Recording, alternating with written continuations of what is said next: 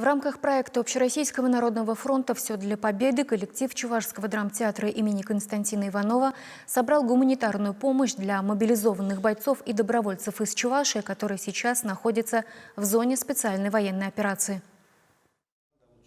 Идея протянуть руку помощи пришла руководителю профсоюзной организации коллектива, народному артисту Чувашии Петру Садовникову.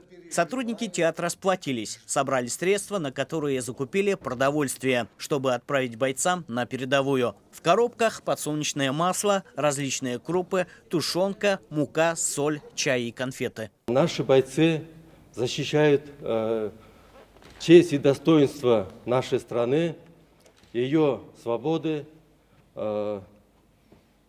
ее народов. Поэтому мы, коллектив Чувашского академического драматического театра желает бойцам крепости духа, взаимовыручки, выдержки. Нынешние молодые люди, старшие, которые оказываются вот в поле действий, военных боевых действий, знали, мы вас поддерживаем, знаем, как вам будет трудно. И, конечно, я тоже присоединюсь, чтобы возвращались вы в мирную жизнь, благополучно, здоровыми.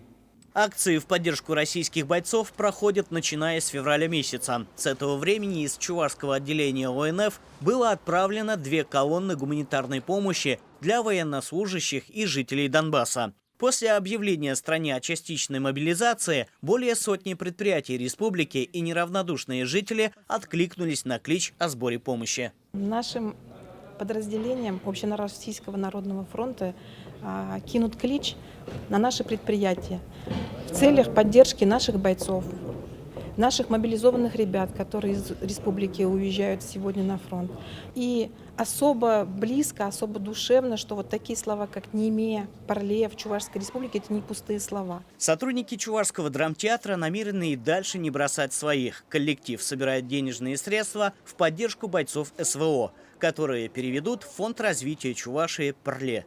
Леонид Петров, Вести Чуваша.